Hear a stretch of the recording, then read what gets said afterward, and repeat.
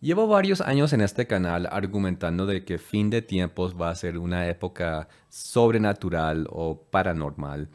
Y simultáneo a eso, en el mundo se ha aumentado más y más los argumentos de que nuestra realidad no es real, que es un simulacro, una simulación, un software, que hay universos paralelos o múltiples universos, etcétera, etcétera.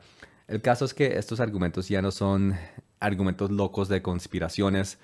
Estos conceptos y teorías se están volviendo la norma científica a tal punto que en el 2022 tres científicos ganaron el Premio Nobel de Física con su argumento de que el universo local no es real. ¿Qué significa eso?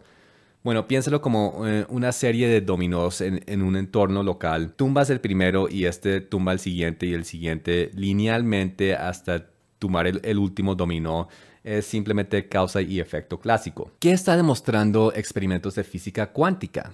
Que en vez de una serie de dominós en un entorno local manifestando causa y efecto lineal, puedes poner el primer dominó en un extremo del universo, el último dominó en el otro extremo del universo, nada de dominós intermedios, y cuando tumbas el primer dominó, el último al otro lado del universo cae al mismo tiempo. Es causa y efecto, pero no de forma lineal, ni obvia, ni física, sino inmediata y no lineal y no local. Estos experimentos están llevando a todo tipo de argumentos y teorías que, aunque difieren mucho unos de otros, todos prácticamente concuerdan que la física clásica de Einstein, de Newton y demás grandes de la historia es cosa del pasado y que la nueva ciencia tendrá que deshacerse de tiempo y espacio como los límites de la realidad. Esto irónicamente está llevando a conceptos espirituales, empezando a ser considerados en el ámbito científico popular. Ya muchos están alineando teorías científicas con conceptos religiosos de hinduismo,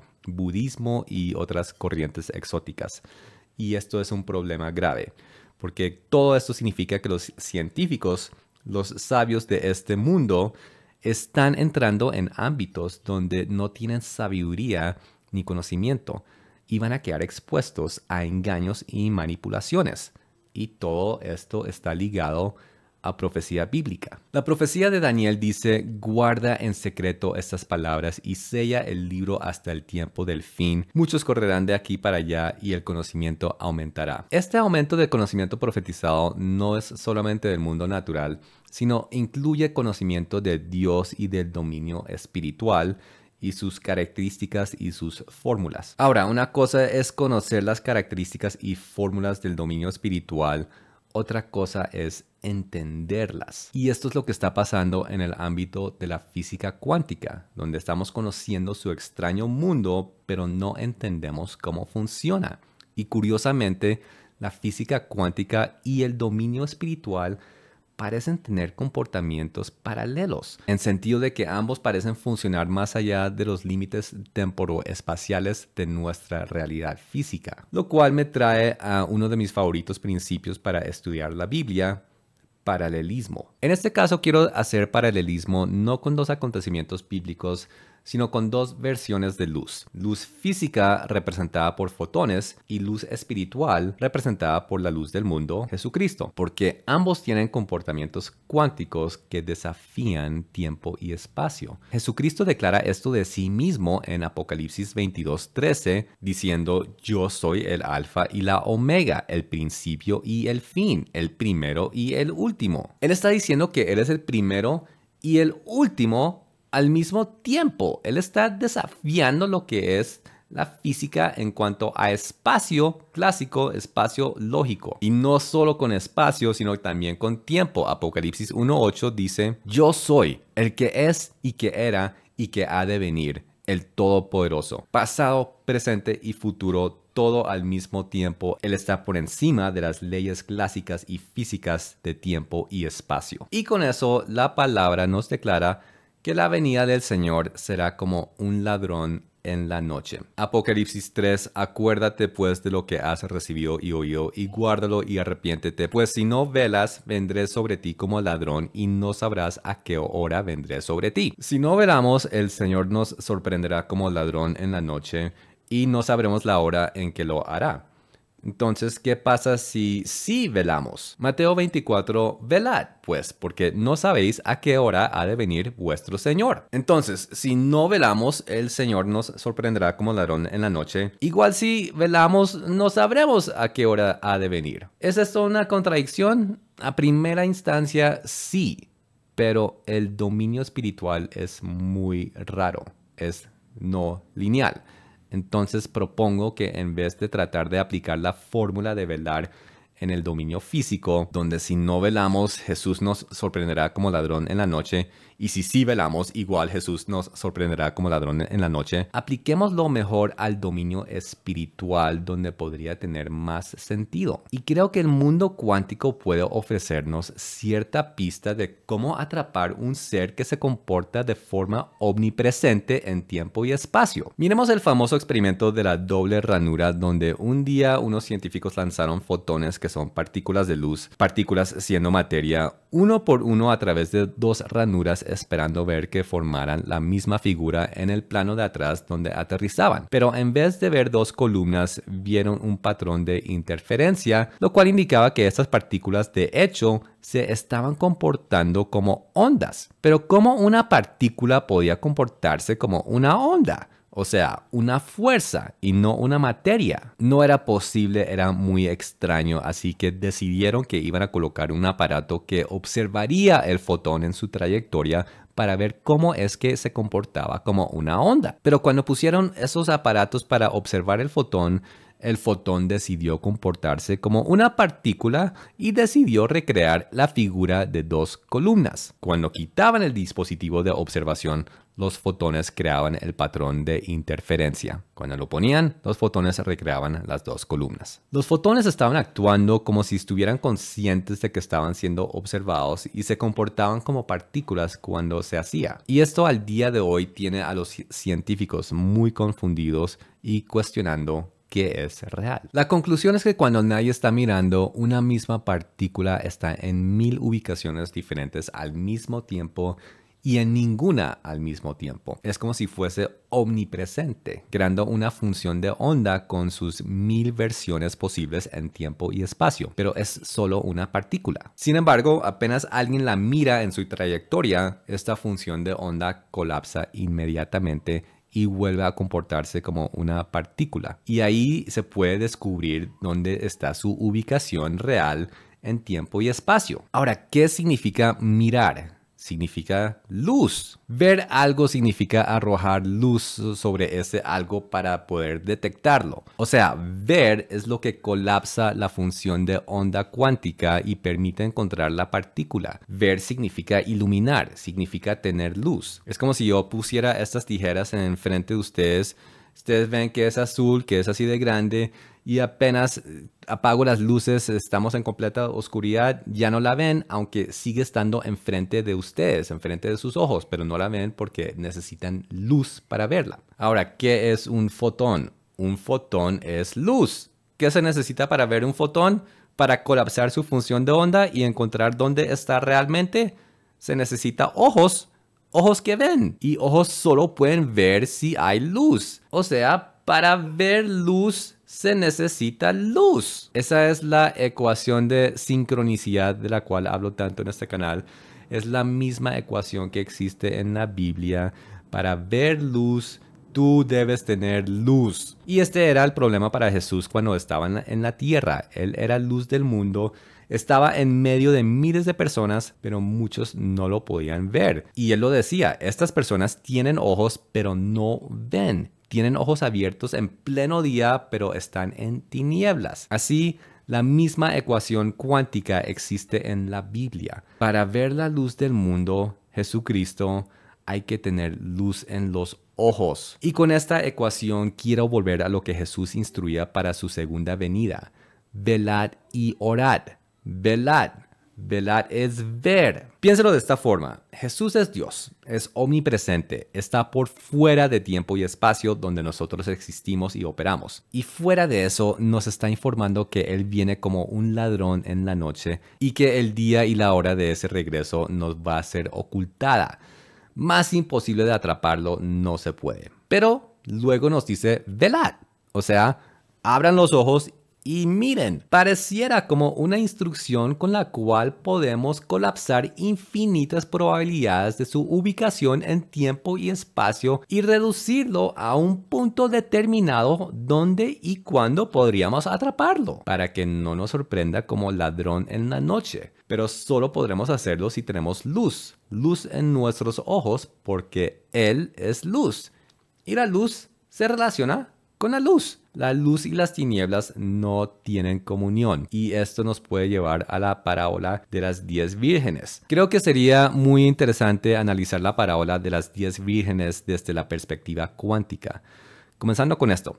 Las 10 vírgenes lograron reducir muchísimo las probabilidades del regreso del esposo en el tiempo y el espacio.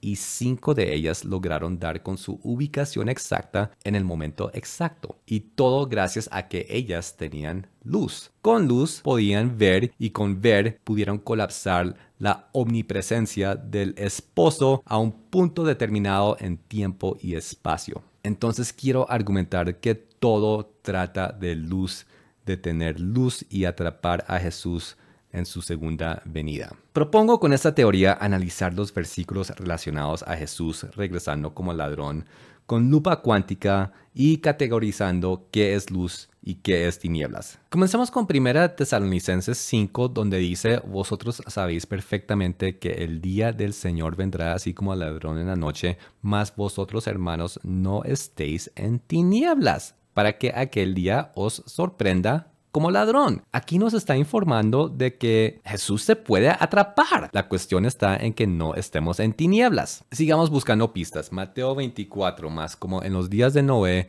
así será la venida del Hijo del Hombre, porque como en los días antes del diluvio estaban comiendo y bebiendo, casándose y dando en casamiento hasta que el día en que Noé entró en el arca, y no entendieron hasta que vino el diluvio y se los llevó a todos. Así será también la venida del Hijo del Hombre. Velad, pues porque no sabéis a qué hora ha de venir vuestro Señor, pero saber esto, que si el padre de familia supiese a qué hora el ladrón habría de venir, velaría y no dejaría minar su casa. Por tanto, también vosotros estáis preparados, porque el Hijo del Hombre vendrá a la hora que no pensáis. ¿Quién pues es el siervo fiel y prudente, al cual puso su Señor sobre su casa para que les dé el alimento a tiempo? Entonces estoy aquí categorizando, aquí en verde, comida, bebida. Aquí los que están en tinieblas están comiendo y bebiendo, pero los que están en luz tienen alimento, pero a tiempo. Conocen los tiempos. Aquí está velar, aquí en café está la hora, tiene que ver con hora. Aquí tiene que ver en negro, tiene que ver con casándose y dándose en casamiento. Sigamos con Marcos 13, pero de aquel día y de la hora nadie sabe. Velad, pues porque no sabéis cuándo vendrá el Señor de la casa, si al anochecer, a la medianoche, o al canto del gallo, o a la mañana, para que cuando venga de repente no os halle durmiendo. Entonces, durmiendo tiene que ver con tinieblas. Velando tiene que ver con luz. Durmiendo es que uno tiene los ojos cerrados, no entra luz. Velando tiene los ojos abiertos, entra luz. Sigamos con Apocalipsis 16:15. He aquí yo vengo como ladrón. Bienaventurado el que vela y guarda sus ropas para que no ande desnudo y vean su vergüenza. Entonces aquí en azul tiene que ver con ropas. Guardar las ropas tiene que ver con luz. Estar desnudo tiene que ver con tinieblas. Volvamos a 1 Tesalonicenses 5. Acerca de los tiempos y las ocasiones, sabéis que el día vendrá como ladrón en la noche. Vosotros, hermanos, no estáis en tinieblas para que aquel día os sorprenda como ladrón. Entonces, estos no están en tinieblas. Ellos no están durmiendo como los demás. Están velando, están en luz. Porque los que duermen de noche duermen, eso tiene que ver con tinieblas. Y los que se embriagan, esto en verde ahora trata de estar embriagándose, porque así estaba aquí arriba, comiendo y bebiendo. Los que están comiendo y bebiendo están en tinieblas, pero nosotros que somos del día, o sea, de luz, somos sobrios, habiendo habiéndonos vestido. Y aquí empieza a hablar con qué se está vistiendo uno para andar en luz. Pues esto tiene que ver con lo que hemos visto en Efesios, con la armadura de Dios, con los frutos del Espíritu, coraza de fe y de amor, con la esperanza de salvación como yelmo, tener paz entre vosotros. Y el mismo Dios de paz os santifique por completo y todo vuestro ser, espíritu, alma y cuerpo, sea guardado irreprensible para la venida de nuestro Señor Jesucristo. Entonces hay que tener paz.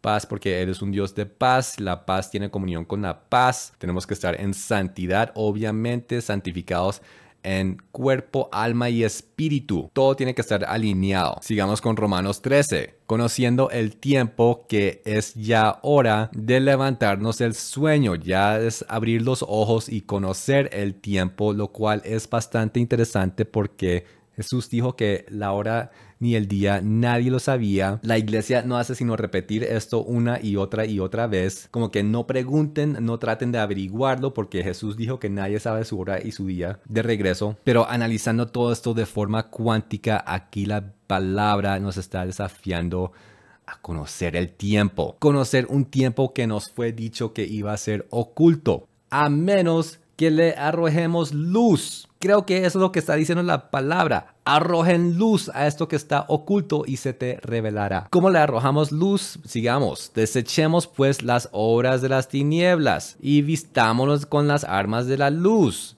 Andemos como de día, honestamente, no en glotonerías y borracheras, ni en lujurias y lascivias. Esto de lujurias y lascivias creo que concuerda con lo de casándose y dándose en casamiento. Pongámoslo en ese mismo estilo para ir ubicándolo en esa categoría. No en contiendas y envidia, sino vestidos del Señor Jesucristo. Otra parte de las vestimentas, las vestiduras que el Señor Jesucristo nos ha dado con su muerte, con su sangre, vestimentas blancas y puras, también hace parte de nuestro vestir. Aquí está Efesios 6. Vestidos de toda la armadura de Dios, no tenemos lucha contra sangre y carne, sino contra principados, contra potestades, contra los gobernadores de las tinieblas de este siglo. Por tanto, tomad toda la armadura de Dios para que podáis resistir en el día malo. Estad pues firmes, ceñidos vuestros lomos con la verdad y vestidos con la coraza de justicia y calzados los pies con el apresto del evangelio de la paz. Tomad el escudo de la fe con que podáis apagar todos los dardos de fuego del maligno. Y tomar el yelmo de la salvación y la espada del Espíritu, que es la palabra de Dios. Y velando, veamos Lucas 17, como fue en los días de Noé, así también serán los días del Hijo del Hombre. Comían y bebían, se casaban y se daban en casamiento hasta el día que entró Noé en el arca y vino el diluvio y los destruyó a todos, así mismo como sucedió en los días de Lot. Comían y bebían, compraban, vendían, plantaban, edificaban, mas el día en que Lot salió de Sodoma, llovió del cielo fuego y azufre y los destruyó a todos. ¿Qué dice segunda de Pedro 3? Pero el día del Señor vendrá como ladrón en la noche, por lo cual, oh amados, estando en espera de estas cosas, procurad con diligencia ser hallados por Él sin mancha e irreprensibles en paz. Y creo que Proverbios 7 encarniza luz y tinieblas en mujeres. Hay dos mujeres de luz, hay una mujer de tinieblas. ¿Y qué nos aconseja la palabra de interactuar con ellas? Leamos Proverbios 7. Hijo mío, guarda mis razones y atesora contigo mis mandamientos.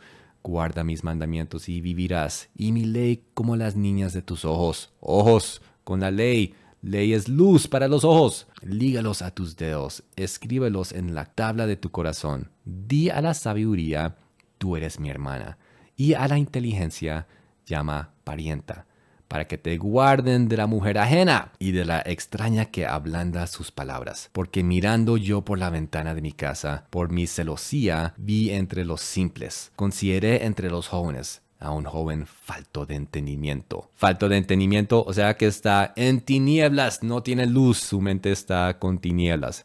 El cual pasaba por la calle junto a la esquina e iba camino a casa de ella a la tarde del día, cuando ya oscurecía, en la oscuridad y tinieblas de la noche, cuando he aquí una mujer le sale al encuentro, con atavío de ramera y astuta de corazón, alborotadora y rencillosa. Sus pies no pueden estar en casa. Unas veces está en la calle, otras veces en las plazas, acechando por todas las esquinas. Se asió de él y le besó. Con semblante descarado le dijo: sacrificios de paz había prometido. Hoy he pagado mis votos. Esta mujer es religiosa. Ella también tiene su versión de paz y de sacrificios y de votos, pero esto es una antiversión de lo que está en la palabra. Esto es una anti-adoración a Dios. Esto es una mujer de las tinieblas, pero es interesante cómo ella también tiene comportamientos y rituales que se asemejan a las cosas de Dios. Sigamos. Por tanto, he salido a encontrarte, buscando diligentemente tu rostro, y te he hallado. He adornado mi cama con colchas, recamadas con cordoncillo de Egipto. He perfumado mi cámara con mirra, aloes y canela. Ven, embriaguémonos de amores hasta la mañana.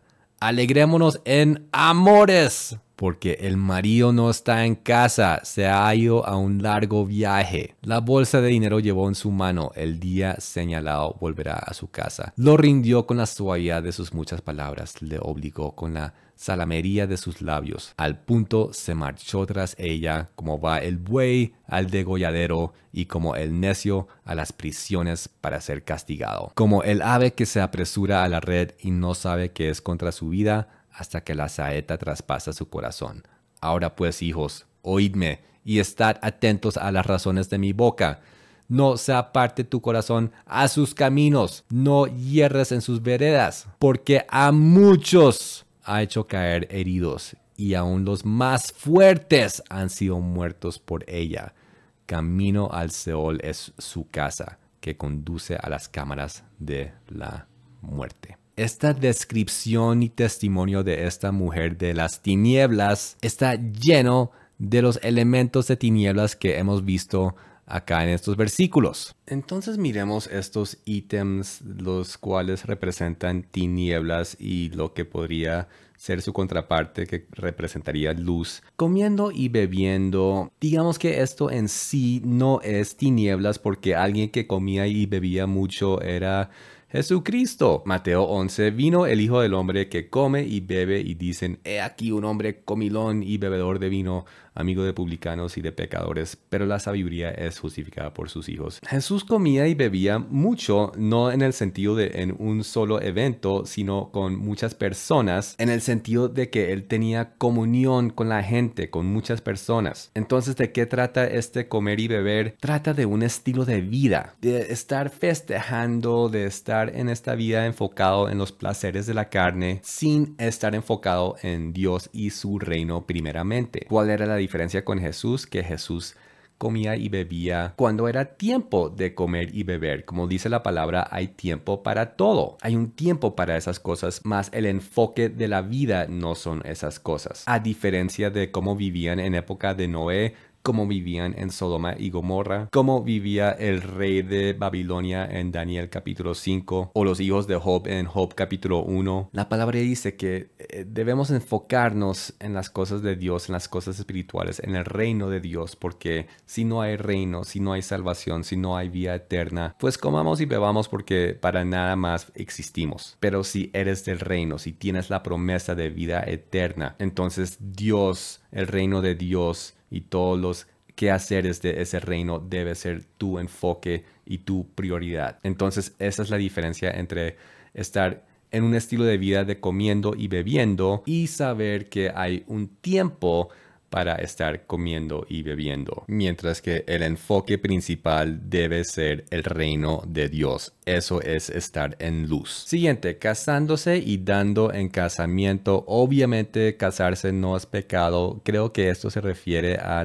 casi lo mismo que comiendo y bebiendo, de andar en amores, en pasiones, en cosas de deleites de la carne, tal como el joven que vimos en Proverbios 7. Y recordando que casarse significa ligarse con la persona a quien te estás casando. Y recordemos que la palabra nos dice que no améis a este mundo, no améis las cosas de este siglo, porque las cosas de este mundo están en contra de Dios. Y la contraparte sería estar en santidad. Santidad significa estar separado, en este caso estar separado de este mundo para estar con Dios, de ser como vírgenes, apartados para un esposo y no ligados, no en pasiones con las cosas de este mundo, porque eso es como acto de ramera. El siguiente, ignorancia del tiempo. Esto es un verdadero problema para el cristianismo y la iglesia, porque la iglesia hace esto mismo. Ignora los tiempos de Dios. ¿De qué estoy hablando? De sus festivos, de sus días santos, sus días apartados. Se la pasa celebrando otras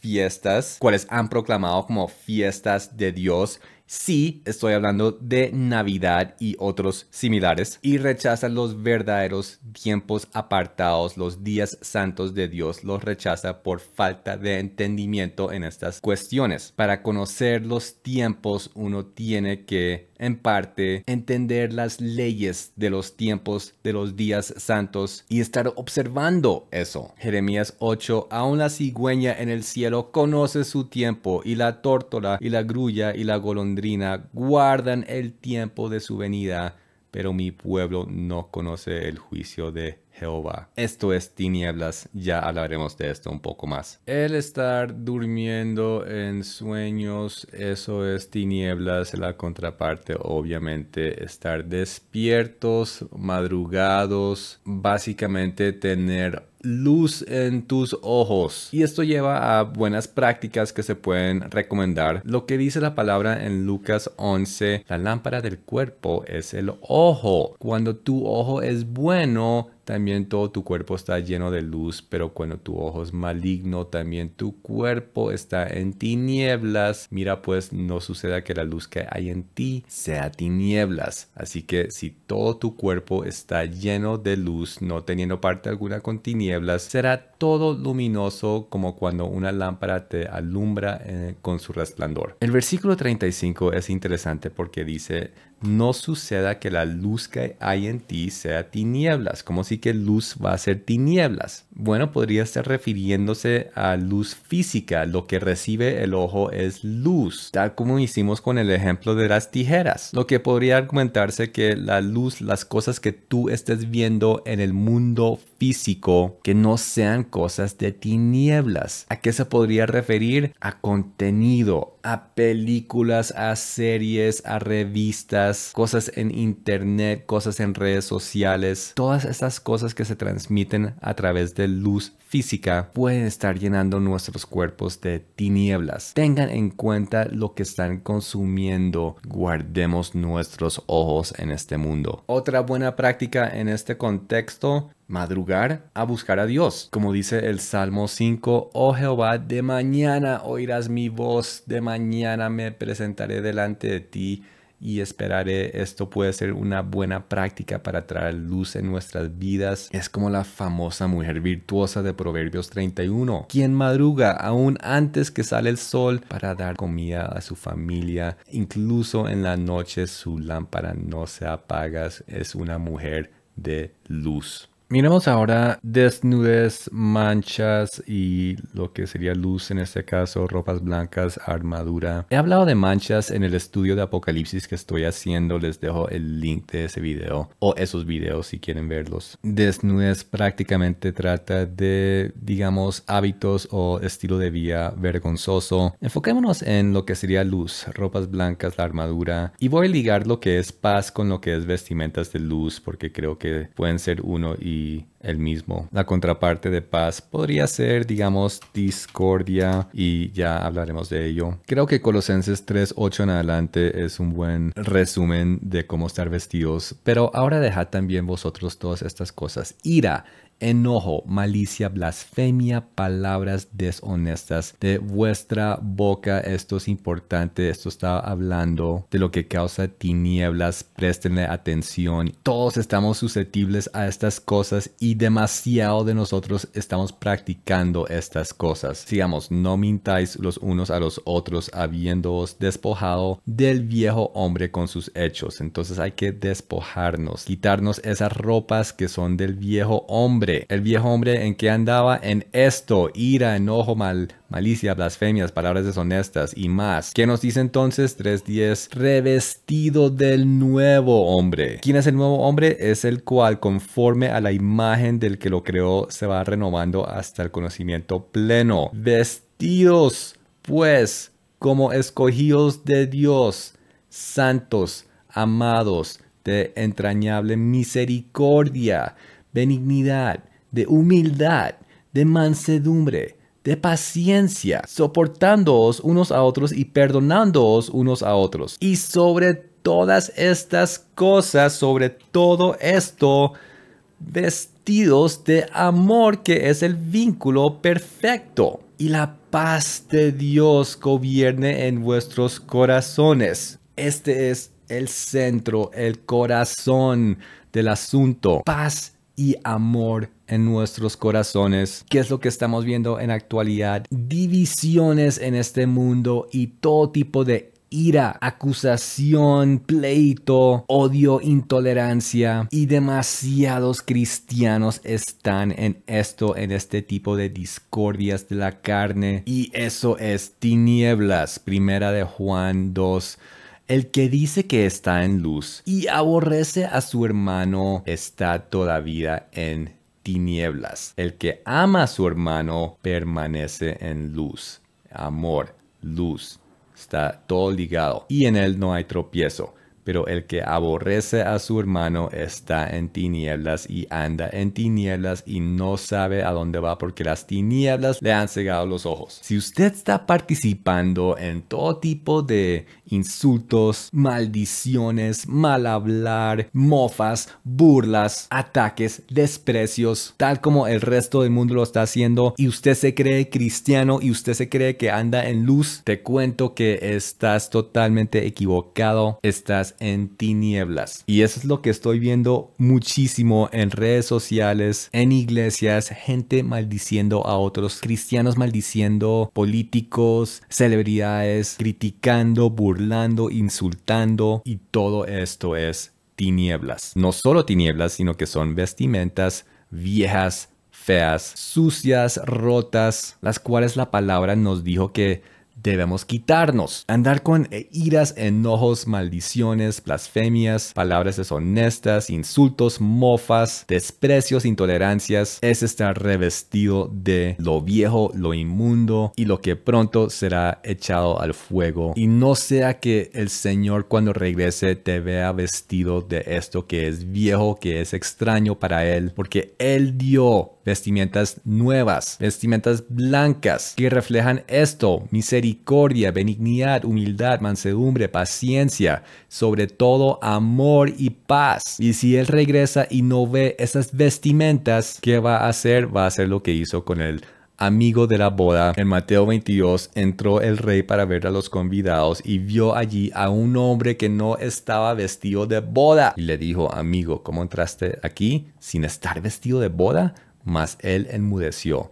Entonces el rey dijo a los que servían: atadle de pies y manos y echadle a las tinieblas, porque las tinieblas se relaciona con las tinieblas. Él está vestido de tinieblas, se tiene tinieblas en los ojos, y entonces, ¿dónde pertenece él? Pues en las tinieblas. Y eso es básicamente un resumen muy corto de lo que es estar en luz, de lo que es estar en tinieblas. Obviamente todos queremos estar en luz y vestidos de luz, y eso nos trae al modelo para seguir, y una vez más hacemos énfasis en Moisés en el monte Sinaí, retomando donde dejamos la vez pasada en el capítulo 2 de esta miniserie, él haciendo intercesión por el pueblo y saliendo de eso completamente sincronizado con Dios, a tal punto que adquirió imagen de Dios en él mismo. Leamos Éxodo 34. Y aconteció que descendiendo Moisés del monte Sinaí, no sabía que la piel de su rostro resplandecía. Y al mirar los hijos de Israel el rostro de Moisés, veían que la piel de su rostro era resplandeciente. Y volvía Moisés a poner el velo sobre su rostro hasta que entraba a hablar con Dios. Moisés adquirió imagen de luz, porque Dios es luz y Moisés se unió con Dios de una forma que se volvió como uno con él en espíritu y en verdad. Y los planos para hacer esto, el modelo, el prototipo, las instrucciones, todo tiene que ver con él, lo que hizo en el monte Sinaí, por lo que estuvo pasando con el pueblo de Israel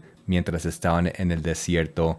Y estoy hablando de la gran fiesta a un becerro de oro, este gran pecado, lo cual en la Biblia tiene una estructura quiásmica. Hay un gran quiasmo en este evento, cual nos da el plano para seguir el paso a paso que hizo Moisés para adquirir esa luz sobre él, para que él se convirtiera en luz básicamente. Miremos ese quiasmo, en qué apunta, en dónde apunta. Para los que no saben qué son quiasmos, está en mi libro Preapologética, pueden descargarlo gratis en la descripción, ahí les dejo el link. Pero miremos de qué estoy hablando, comenzando con Éxodo 24, donde hay una nube en el monte y Moisés sube al monte y la nube cubre el monte y está Dios ahí en el monte Sinaí. Pasa al capítulo 25, donde empieza el tema del tabernáculo, todas las instrucciones del tabernáculo, el diseño,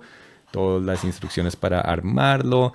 Y al 31, el Éxodo 31 habla del día de reposo, el Sabbat, empieza con ese tema y las instrucciones para ello, cual pasa ya a la congregación de Israel en el 32. Entonces están ya desesperados porque Moisés no baja, entonces empiezan a planear el becerro de oro y la fiesta que van a hacer. De ahí pasa al capítulo 32, Moisés desciende del monte, el tema es el pacto, las tablas que él bajó, pregunta quién quiere seguir en ese pacto, sigue el tema de restauración, ahí Moisés empieza a hacer intercesión por el pueblo de nuevo y llega aquí a donde el pueblo hace luto y se despoja de su ropa cuando el pueblo oyó la mala noticia de que Dios los quería destruir. Vistieron luto y ninguno se puso sus atavíos porque Jehová había dicho a Moisés: di a los hijos de Israel: vosotros sois pueblo de dura cerviz, en un momento subiré en medio de ti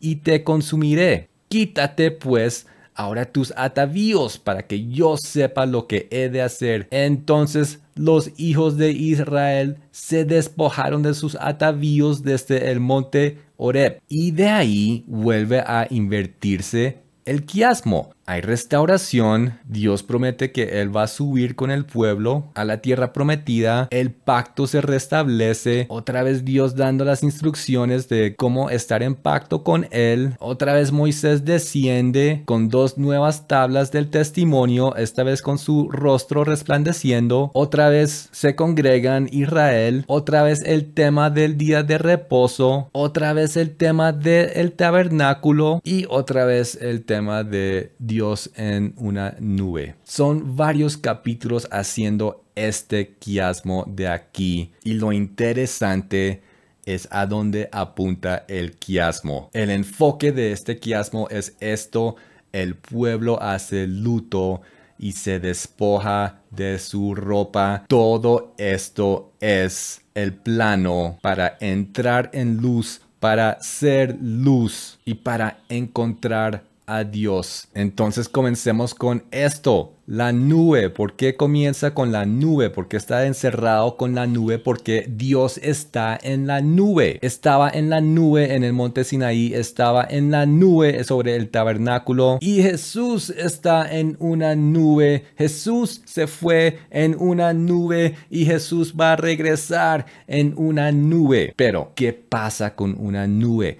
¿Qué pasa si tú extiendes tu mano y tratas de atrapar una nube? Apenas metes tu mano en una nube, no vas a atrapar nada. Tratar de atrapar a Dios es como tratar de atrapar una nube con la mano. Es imposible, es inútil. Entonces, por eso Dios da los siguientes ítems. Los siguientes ítems es precisamente para atrapar a un ser que se comporta de forma omnipresente. El siguiente ítem es el tabernáculo. ¿Qué es el tabernáculo? El tabernáculo es el punto físico en nuestra dimensión física donde podemos encontrar a Dios. En Isaías 66, Dios dice: el cielo es mi trono y la tierra estrado de mis pies. ¿Dónde está la casa que me habréis de edificar? ¿Y dónde el lugar de mi reposo? Mi mano hizo todas estas cosas y así todas estas cosas fueron, dice Jehová. Pero miraré a aquel que es pobre y humilde de espíritu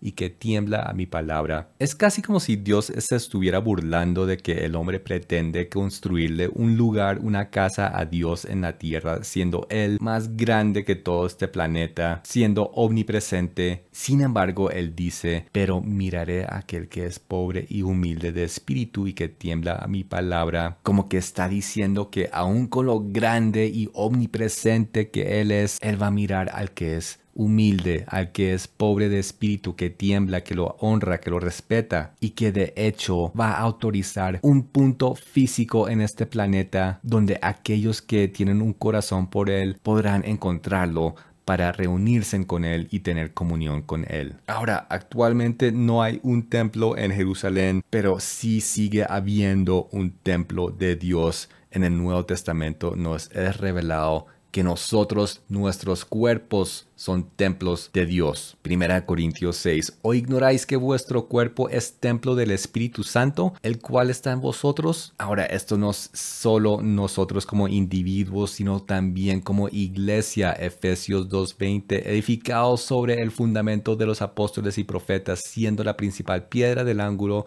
Jesucristo mismo, en quien todo el edificio bien coordinado va creciendo para ser un templo santo en el Señor, en quien vosotros también sois juntamente edificados para morada de Dios en el Espíritu. Tanto nosotros como individuos como nosotros como iglesia somos templo físico de Dios. Nuestros cuerpos, nuestra iglesia. Ese se convierte en el punto de encuentro físico.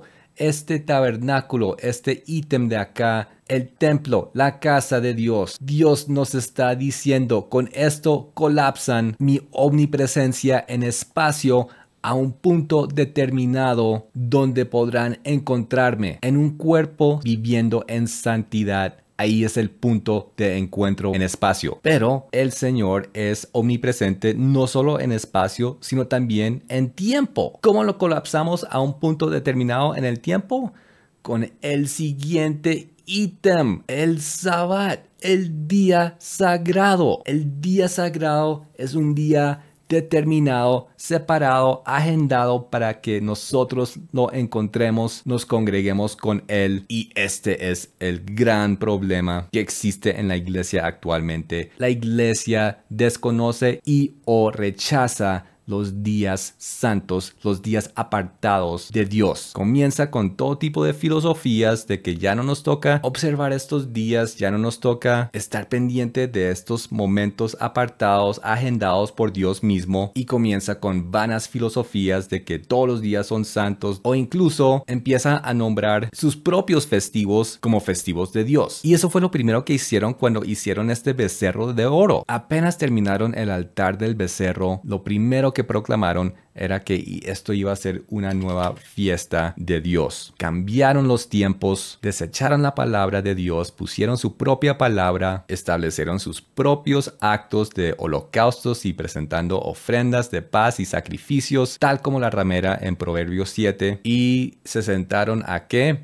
A comer y a beber. Desafortunadamente, el cristianismo está haciendo algo muy similar. No observa los sabbats, no observa los días santos de Dios y sí proclama por boca de hombre que habrán nuevos días santos, nuevas fiestas, como el domingo siendo el nuevo día de descanso o la Navidad siendo una fiesta para el Señor. Es un paralelo a esto que hizo el pueblo de Dios en el desierto, y esto es tinieblas. Dios nos está dando coordenadas para encontrarlo en tiempo y espacio. Ya depende de nosotros cómo vamos a utilizar esas coordenadas. Siguiente ítem, la congregación. Vuelvo y hago énfasis en lo que es tener comunión con los hermanos. Si están en pleitos, en discordias, en chismes, eso es tinieblas. Hay que estar en paz, hay que tener hermandad. La buena práctica aquí es tener una iglesia, estar congregándose y dejar de buscar siempre excusas para apartarse de lo que es la congregación. El individuo es importante para Dios, pero también la congregación. Recuerde que la congregación de Moisés quería apedrearlo, literalmente. Y si él pudo tener un corazón por ellos, si él pudo amarlos, seguramente usted también podrá amar una congregación que tal vez no es 100% a su gusto o preferencia. Siguiente, Moisés desciende. ¿Con qué desciende Moisés? La palabra de Dios. La palabra de Dios es luz, es iluminación. ¿Y qué contiene la palabra de Dios? Contiene el pacto, y otra vez aquí es donde la iglesia falla muchísimo, porque el pacto es las leyes de Dios. La iglesia rechaza demasiado esto de las leyes. Hay todo tipo de vanas filosofías de que la ley ya no existe para nosotros, que la ley ya pasó, etcétera, etcétera. Esto es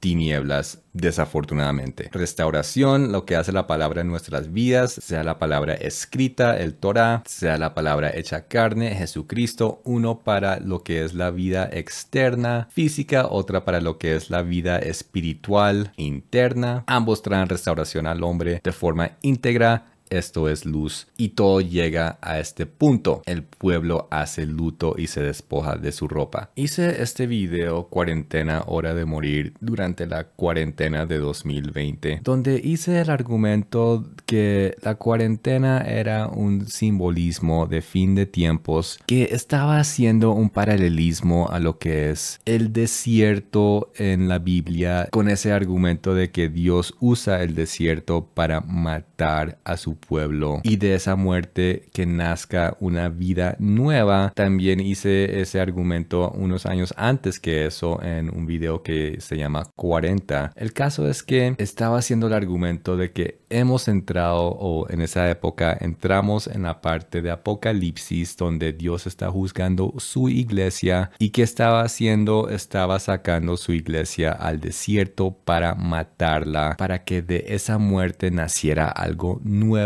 algo preparado para fin de tiempos, y que la cuarentena de 2020 estaba haciendo una función simbólica de eso. Ahí les dejo los links de esos videos si quieren entender un poco más ese argumento. Pero vuelvo al tema de Apocalipsis, los primeros capítulos donde Dios empieza el juicio, pero con su iglesia, y exige a su iglesia que ya tiene que dejar sus obras muertas y ya tiene que empezar con las cosas en donde ha estado errando, corregir todo eso y entrar en la santidad necesaria para soportar o ser victoriosa en los tiempos que vienen, que van a ser tiempos de juicio. E hice la proclamación de que los que no van a entrar a eso van a quedar muertos en el desierto y dejados atrás. Y esto es lo que está pasando en modernidad, si estoy correcto en mi argumento. Es un paralelo a esto mismo que pasó hace miles de años en el desierto, cuando Dios sacó su pueblo de Egipto. Aquí vemos que los hijos de Israel se despojaron de sus atavíos.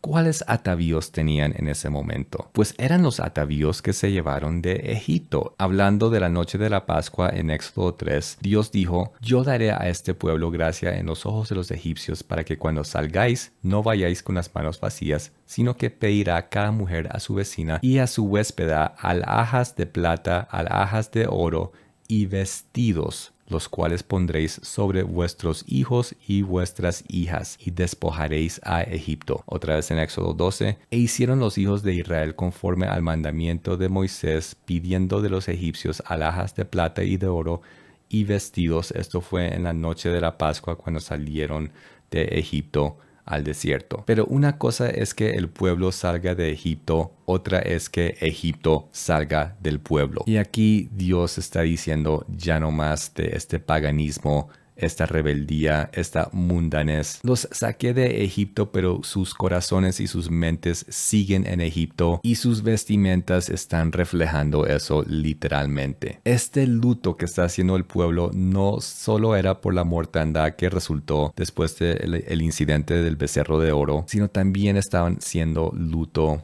porque estaban ya muriendo a eso, a Egipto, al viejo hombre, a esa vieja vida de esclavitud. Se despojaron de sus atavíos. Ya no iban a entrar ni siquiera con eso a la tierra prometida. Tenían que comenzar de ceros y entrar como un pueblo nuevo. Por eso tuvo que haber una nueva generación de Israel antes que entrasen a la nueva tierra, a la tierra prometida, porque lo viejo tenía que ya morir en el desierto. Pues la vida en Cristo es este mismo modelo. Es de considerar al viejo hombre, esa antigua vida ya muerta. Morir a eso para vivir en una nueva vida dada por Cristo, quien hizo este modelo en la cruz. Recuerde que a él también le quitaron sus vestimentas. Los soldados lo desnudaron, repartieron sus vestidos. Jesús fue desnudado y fue muerto en la cruz para después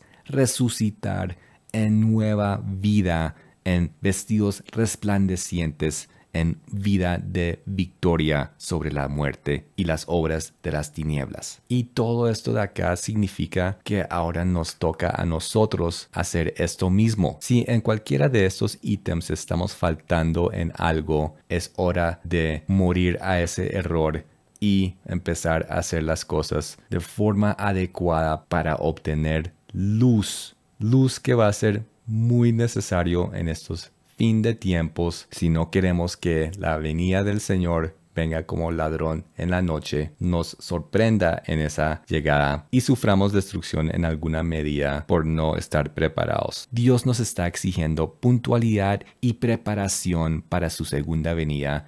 Y esto es la fórmula para eso. En Marcos 13, donde nos dice que aquel día y de la hora nadie lo sabe, fíjense en el lenguaje tan interesante. Dice, velad pues porque no sabéis cuándo vendrá el Señor de la casa, si al anochecer, si a la medianoche, o al canto del gallo, o en la mañana. Fíjense en que no está diciendo que no sabremos en qué siglo, en qué milenio, en qué década. Nos está nombrando partes del día. Y eso lo podemos ligar con las 10 vírgenes. Las 10 vírgenes no tuvieron que dedicar sus vidas enteras a estar velando y esperando el regreso del esposo, porque no es posible vivir así. No es posible vivir una vida entera esperando y velando por alguien de quien no tienes ni idea a qué hora ni qué día va a regresar. Pero si se logra disminuir ese evento a un periodo de tiempo muy pequeño, sí será posible. Técnicamente hablando, lo que dice la palabra que nadie sabe ni el día ni la hora, esto técnicamente se puede reducir a un periodo de tiempo de solo 48 horas. Y eso fue lo que descubrieron estas 10 vírgenes. Por eso se fueron a la espera del esposo. Pero 5 de ellas no tenían sus lámparas bien preparadas. ¿Y qué es la lámpara? La lámpara es mandamientos, instrucciones, las leyes de Dios, la Torah. Esas 5 vírgenes insensatas estaban bien en otras áreas, en su estilo de vida, en su santidad, en sus vestimentas, pero fallaron en otras cosas, en la palabra, en el pacto, en conocimiento de la Torah de Dios, lo cual causó tinieblas en esa área y trajo consecuencias. A cada uno de nosotros nos corresponde evaluarnos en qué estamos haciendo mal y pedirle a Dios que también nos ilumine en dónde estamos fallando en todo esto. Somos la generación que nos toca este evento. del segundo regreso. Y Dios nos está dando todo para encontrarnos con Él en el lugar determinado, a la hora determinada y de forma preparada. Si nos preparamos en todo esto, tendremos la luz necesaria para poder velar por su regreso en una ventana de tiempo muy reducida. Depende de si tenemos la luz necesaria. Es algo que nos corresponde a nosotros como individuos, como familias, buscar respuestas en todo esto y prepararnos para estar velando por un pequeño periodo de tiempo y atrapar a nuestro Señor y Salvador en el momento indicado. Bueno, espero que esta serie haya sido interesante y que les haya servido de algo. Dejaré este documento con un enlace para que lo puedan descargar si quieren para poder repasar estos temas. Muchas gracias por ver. Dios los bendiga.